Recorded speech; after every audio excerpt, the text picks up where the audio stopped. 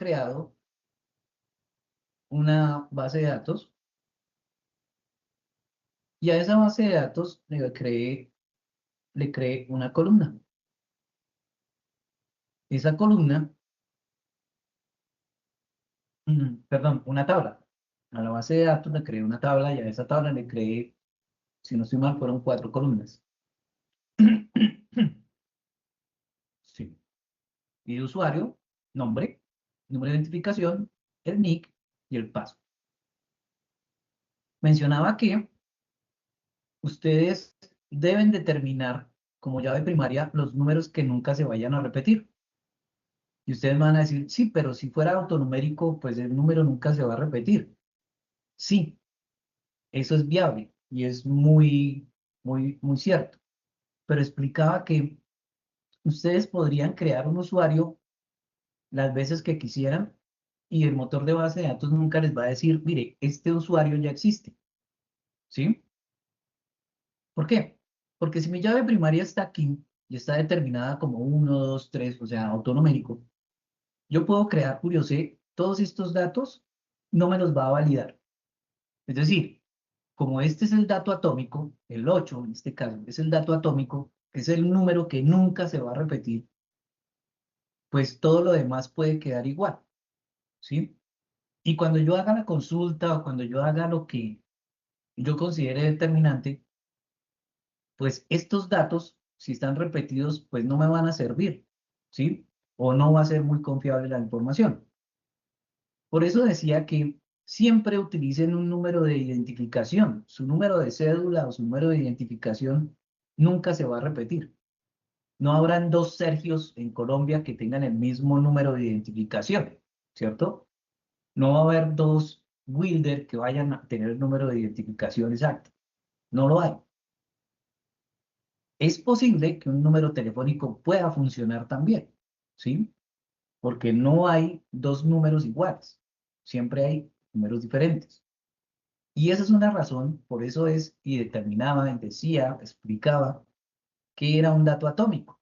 Y el dato atómico es eso, precisamente, que no se repite. ¿Ok?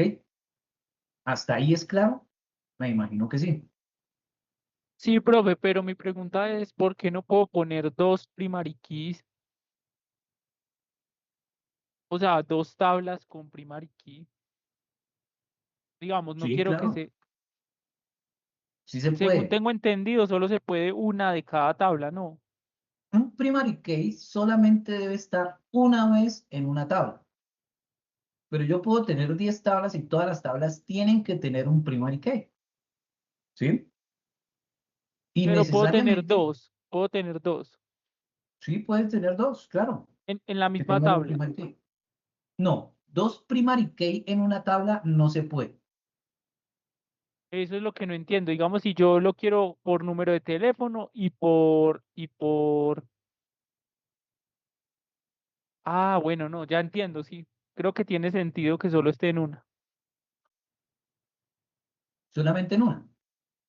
Ahora, si es imperante y si es necesario identificar otro campo como si fuera una llave primaria, podríamos darle una sentencia unique para que él haga una variación muy similar. Sin embargo, no me va a, no me va a mostrar la alerta en el caso de que se llegue a presentar una repetición. ¿Mm? Pero sí, pero sí me ayuda a controlar mucho mejor la situación. Pero no es igual que la función que cumple un primary key. Todas las tablas, todas, necesariamente, sí, solo sí, todas, deben tener una llave primaria. Y necesariamente, para que hagas una relación o para que se pueda ver un modelo relacional, pues necesariamente deben tener una llave foránea, ¿sí? ¿Y para qué? ¿Y para qué puedo hacer eso? ¿O para qué tendría sentido hacerle una llave primaria y una llave foránea o varias llaves foráneas? Que en una tabla sí se pueden tener varias llaves foráneas. Una primaria, sí, solo sí, y una o varias foráneas. ¿Listo? ¿Para qué se hace eso? Pues para tener una relación entre tablas, lo que significa que si hay dos tablas y las dos tablas tienen su llave primaria y quiero relacionar las dos tablas, vamos a pensar que con el número de identificación yo puedo decir que el número de identificación de la tabla identidad, ¿cierto? Y en la tabla de identidad yo voy a guardar eh, nombre, teléfono y número de identificación. Profe, qué ¿Listo? pena. Discúlpeme, ¿la sesión está siendo grabada? Ah, caramba. Ah, bueno, listo. Gracias, Will. Ok, gracias. Entonces, si esa llave primaria, que en este caso fue número de identificación, me sirve para que cuando yo vaya a determinar la llave foránea, es decir, en otra tabla, ¿dónde están? Ahora se me perdieron. Creo que lo vi abajo.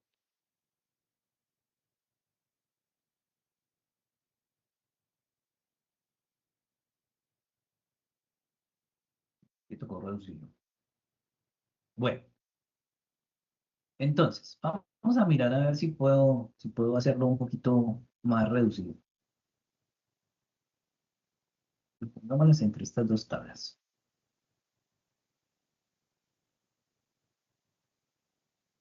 O sea, la llave foránea son las correlaciones que hay entre una tabla y otra, ¿cierto? O sea, Exactamente. Ya les explico cómo es la cosa.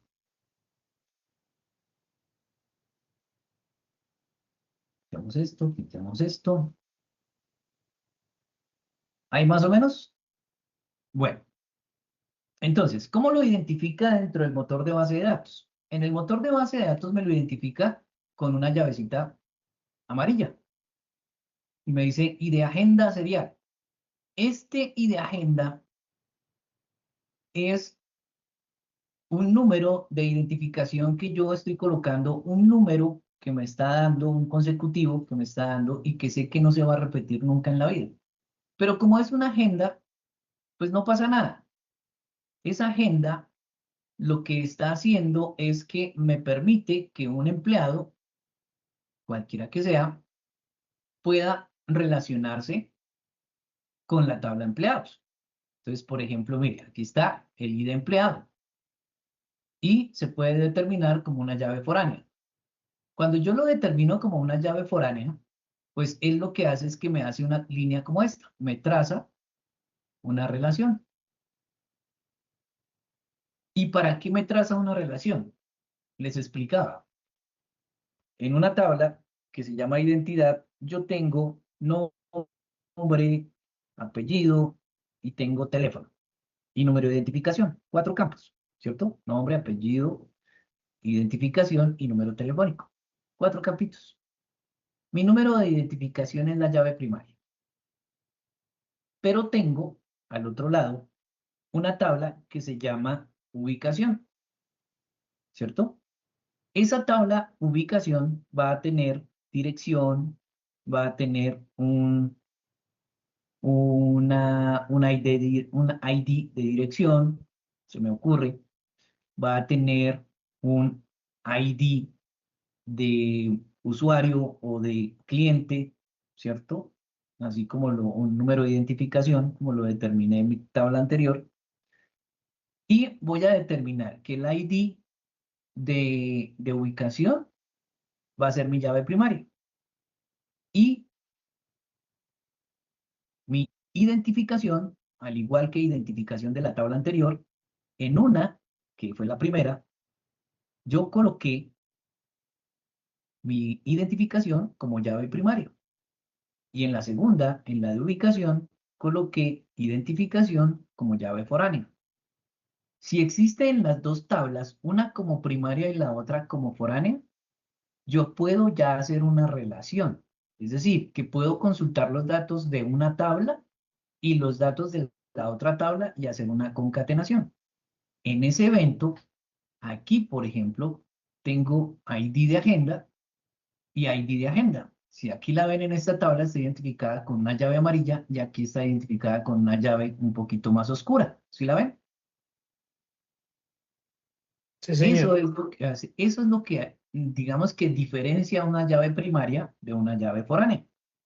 Y habrán tablas que tengan varias llaves foráneas, ¿sí? Se puede tener varias llaves foráneas.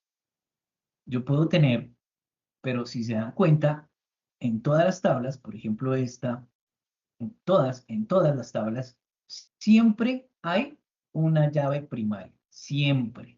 Nunca hay dos, ni tres, ni cuatro, siempre hay una solita, una llave primaria.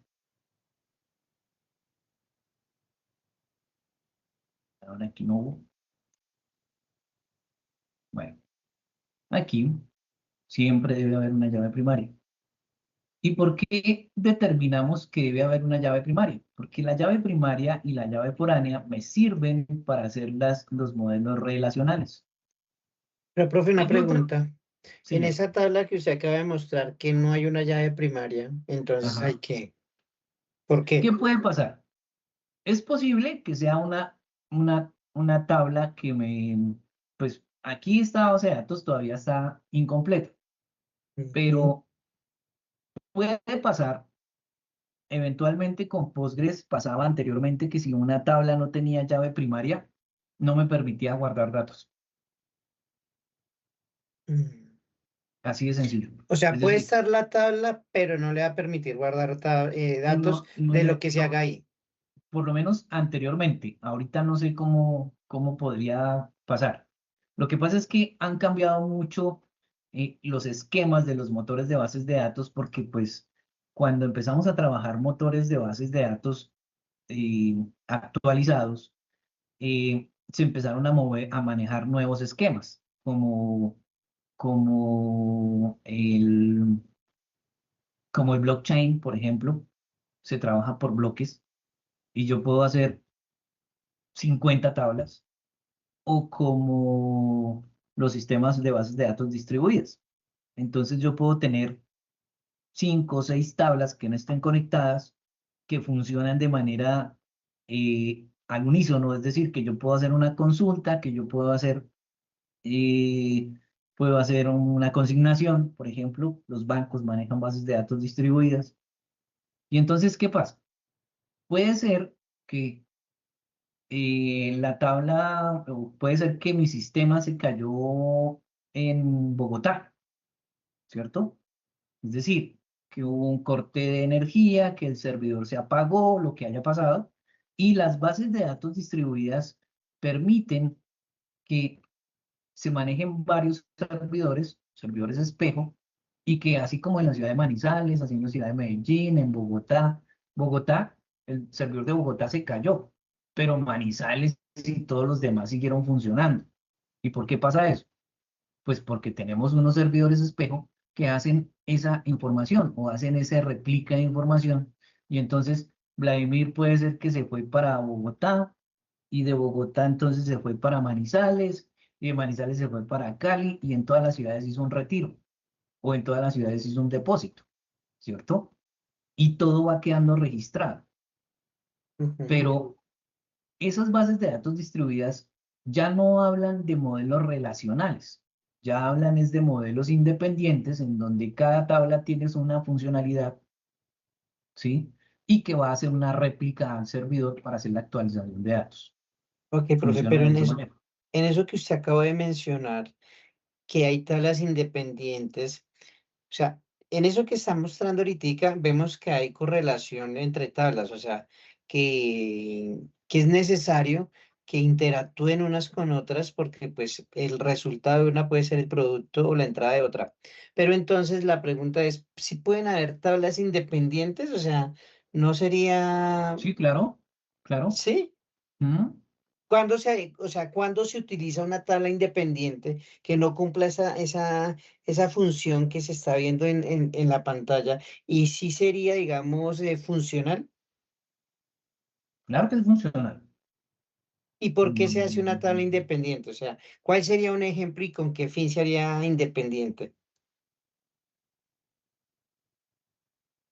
a ver,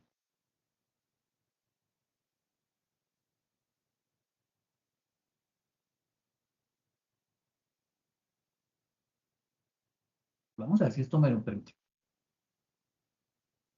Vamos a pensar que yo tengo una tabla de usuarios.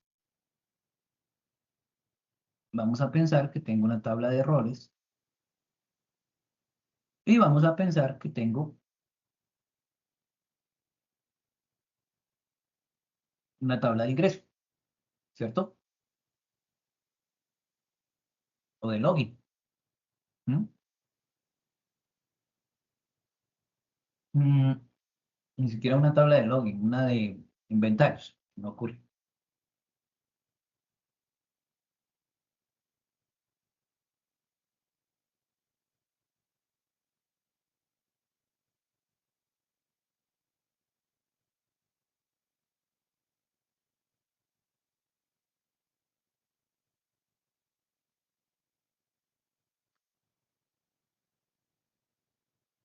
Ok.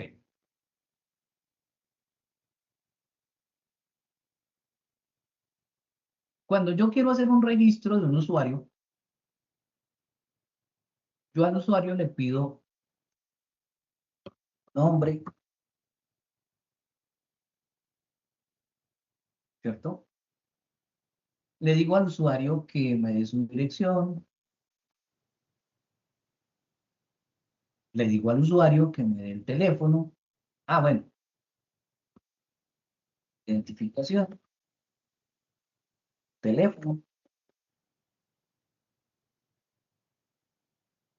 Voy a decirle que me dé dirección, identificación, teléfono. Bueno, le voy a decir que el rol lo ingrese. Y le voy a decir que ingrese un nick, un usuario del sistema. ¿Sí? Listo. Esto está dentro de mi tabla de usuario. Y yo aquí puedo tener mis roles. Y entonces mis roles van a estar determinados como de admin, como de auxiliar, como de, no sé, Analista. Invitado. operaciones, Ok. bueno, en fin, cualquiera que sea. ¿Listo? Eso creo que no se puede mover ya. Pues así es Paint. Démoslo así. Y aquí tengo el de inventarios.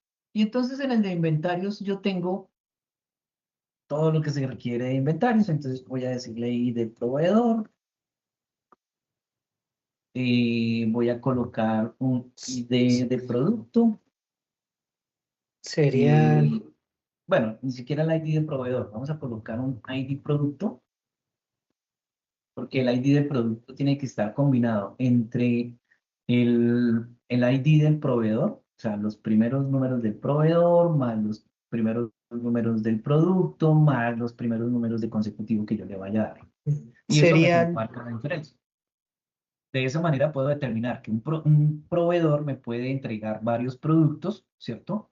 Y me ujú, va a diferenciar entre los otros proveedores que me entregan, digamos que los mismos productos, pero ya sé a quién le estoy comprando y a quién tengo suficiente stock y de quién no tengo, ¿sí? ok. Bueno, Ese producto, sería, voy a decir cantidad, en fin, hay más datos para hacer, pero bueno.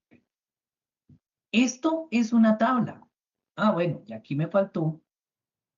Bueno, aquí me faltó la identificación. ¿De quién? Vamos de a colocar producto. aquí entre comillas la identificación de empleado o usuario. Ok. ¿Listo? Para que sepan de dónde viene. Entonces, listo. Des en cuenta que estas dos tablas yo tengo con qué relacionarlas. Es decir, voy a decir que de identificación salga una relación a identificación. ¿Sí?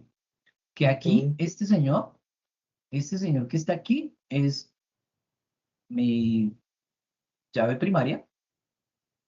Este señor que está aquí es mi primary key, ¿cierto? Y voy a decir que este señor que está aquí es mi foreign key o mi llave foránea, ¿ok? De esa ok. manera ya lo pueden entender. Profe, Yo pero tengo, y yo necesito la identificación en inventarios es ¿Para qué? ¿Para que cuando me compren yo saber quién me compró o cómo así? ¿Quién ¿O O sea, vendió? quién? no ¿Quién vendió? entiendo. ¿El vendedor o qué? Claro, el usuario puede ser el vendedor.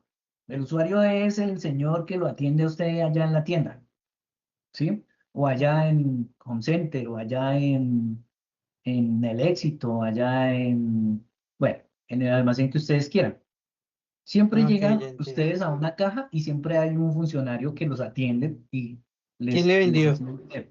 Es quien le Exacto, vendió, sí. exacto. Cuando se genera una factura, la factura afecta el inventario, ¿sí? Me lo está aumentando, me lo está disminuyendo, ¿cierto, Wilder? Que así más o menos es como funciona. Listo. ¿Y qué pasa? Que yo necesito identificar quién vendió qué. ¿Y cómo lo voy a identificar? Pues ya sé que si el usuario 1049 vendió 5 productos de belleza, no sé, cualquiera que sea, ¿cierto? En la fecha tal, en la hora tal, yo puedo ir aquí a la tabla de inventarios y verificar qué fue lo que se vendió en esa fecha y quién lo vendió, ¿sí? Pero entonces Eso allá podríamos hacer. haría falta también fecha en la tabla de inventario, ¿cierto? Para que se agregue ahí, pues Pues digamos, un lo ejemplo. que pasa es que no es tan así, Sergio, no es tan así. O sea, yo aquí solamente estoy haciendo un ejemplo a grosso modo, pero si nos vamos al detalle, tendríamos que tener una tabla que se llame factura. Y en esa tabla factura yo tengo que tener registrado al usuario y tengo que tener registrado al cliente. ¿Se han dado cuenta ustedes que le preguntan a uno en las tiendas, ¿acumula puntos? ¿Y eso para qué lo hacen? Lo hacen es para que ustedes se registren, ¿cierto? Exactamente. Ustedes se registren y cuando ustedes se registran, entonces sepan a qué cristianos que le están descontando el impuesto del IVA. Como necesitan hacer una exógena y tienen que confrontar cuentas y tienen que hacer un montón de cosas, pues eso facilita mucho la vida, ¿sí? Pero todo es un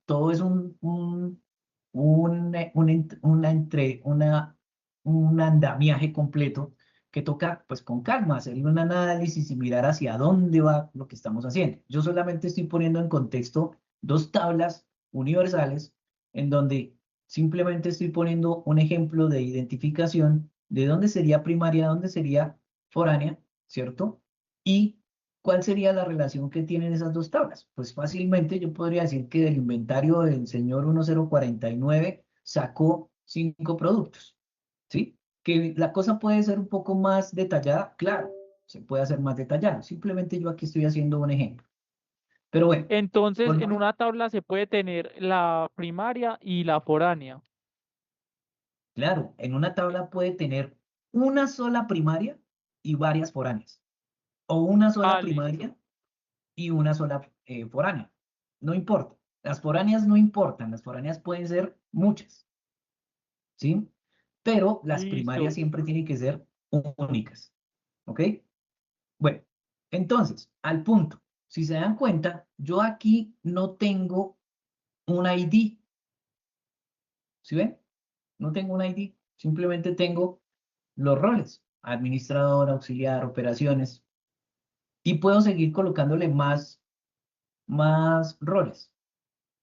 Y estos roles tienen que venir a formar parte de quién, mírenlo acá, de este señor, ¿sí lo ven? Y ustedes dicen, bueno, pero si no está relacionado, entonces, ¿cómo es? Lo que pasa es que ya hubo un formulario por allá que tuvimos que llenar y ese formulario hace una consulta a esta tabla. Y entonces llega y dice, es que si yo le coloco admin, entonces este usuario cuando yo lo guarde queda como admin. Y entonces lo que yo vaya a hacer allá como administrador, entonces me va a dar un acceso a una parte diferente del programa. Pero si yo le coloco el auxiliar, es que el auxiliar solamente tiene acceso al sistema de cajas. No, que es el de operaciones. Es que el de operaciones tiene control del almacén, ¿cierto? Y si se dan cuenta, todos tienen oficios diferentes, pero yo estoy sacando estos roles, los estoy sacando de una tabla que no tengo relacionada, que simplemente la tengo por referencia, ¿cierto? Por referencia, para poder obtener un dato y poderlo completar en una tabla que sí está referenciada y que sí tiene llave primaria. ¿Sí lo ven? Claro, y para Eso poderle es dar un permiso específico, ¿cierto? exactamente. Los roles hablan precisamente de eso. No todos pueden ver la funcionalidad. Por ejemplo, si miramos aquí en esto, vuelvo al contexto, aquí yo tengo un rol de recursos humanos, ¿sí? Pero si yo salgo de ahí y me voy aquí y le digo, yo sé, y aquí coloco y entro, este rol que tengo aquí es diferente al rol que tenía yo hace un rato. Aquí yo tengo el de administrador, ¿sí? Y mi rol de administrador me permite ver otras cosas muy diferentes. Por ejemplo, vamos al dashboard, y aquí en el dashboard yo consulto, tengo gestión, administración, consultas, capacitación y RH. Todavía no he limitado el tema del RH en el administrador, pero ya miramos la diferencia. Este es el del administrador, es decir, puedo ver todas las actividades que tengo dentro de mi sistema de información.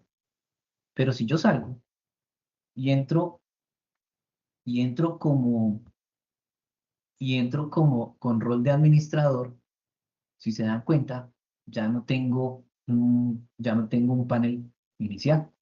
Ahora tengo solamente lo que el rol de talento humano puede ver, lo que le interesa, nada más. No tiene absolutamente nada más. Asistencia, vacaciones, selección, capacitación, actividad diaria y cerrar sesión. Eso es todo lo que puede ver, pero no puede ver lo demás. Aquí estamos hablando de un administrador uno y al otro lado, cuando estábamos al otro lado, estamos hablando, vamos a ver si me lo guardo, sí. Aquí estamos hablando de un administrador, por ejemplo, aquí yo entro en módulo y aquí yo me dice, mire, su rol es administrador. Entonces hay una diferencia entre administrador y administrador uno. Y ahora, si yo fuera un asesor, pues yo podría entrar como asesor. Y ahora tengo esto, mire, solamente lo que le compete al asesor, que tiene gestiones, que puede ver la agenda del día, el informe de agenda. Miremos, Y tienes la el gestión del panel, asesor. y tienes el panel de superadministrador, que es como para el programador. Sí, exactamente. Pero esto es lo que está viendo dentro de los roles. Cada uno con su rol puede ver solamente esta parte. Por ejemplo, si Ángela está como asesora, pues solamente va a poder ver esto, lo que tenga asignado, las gestiones y todo lo demás, la capacitación, si tiene capacitaciones, entonces, listo, si tengo unos cursos de prueba, sí, venga, podemos hacerlo y puedo presentar la prueba. Listo. ¿Tiene tareas asignadas? ¿Qué hay pendientes? Sí, le está diciendo que tiene pendientes 2 cursos y la capacitación, entonces está diciendo que en la capacitación está para que haga los 2 cursos y que si entra por ejemplo, al, al de recaudo o al de gestión, aquí está gestión y aquí está recaudo, esto solamente lo pueden ver los asesores, ¿sí? Solamente lo pueden ver los asesores. Ahora, si yo salgo de aquí y me voy como administrador, vuelvo y le repito, voy como Julio C y entro como super administrador, entonces yo puedo ver todo. Mire, tengo gestión, pero lo estoy viendo como administrador, ¿sí? Yo puedo verlo todo. Sí, ¿qué capacitación? Sí, también tengo capacitación, pero además puedo administrar los cursos, ¿sí?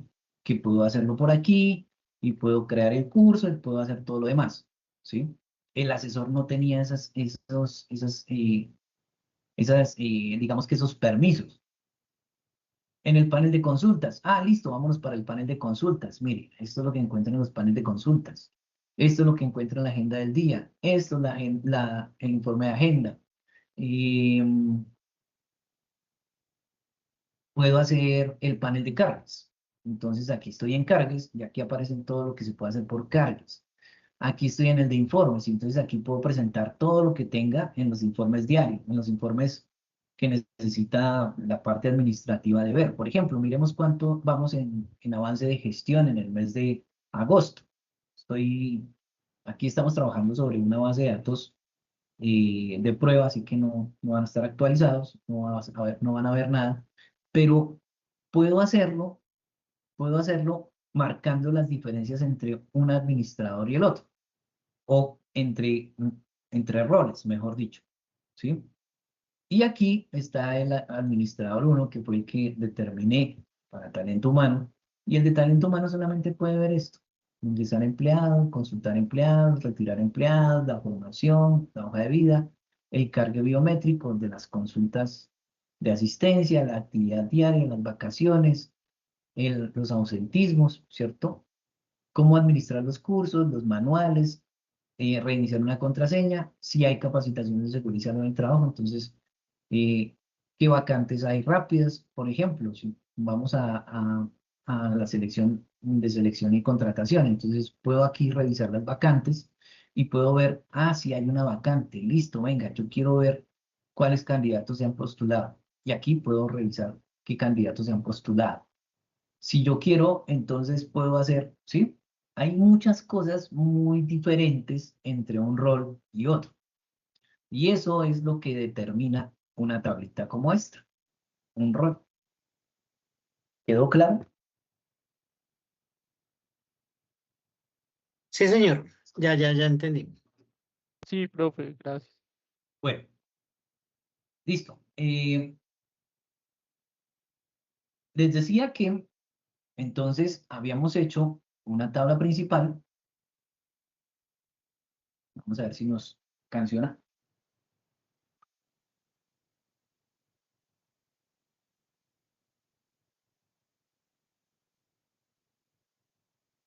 Caracoles, regálame 5 minuticos. No me cuelguen, espérenme ahí. Ok, profe.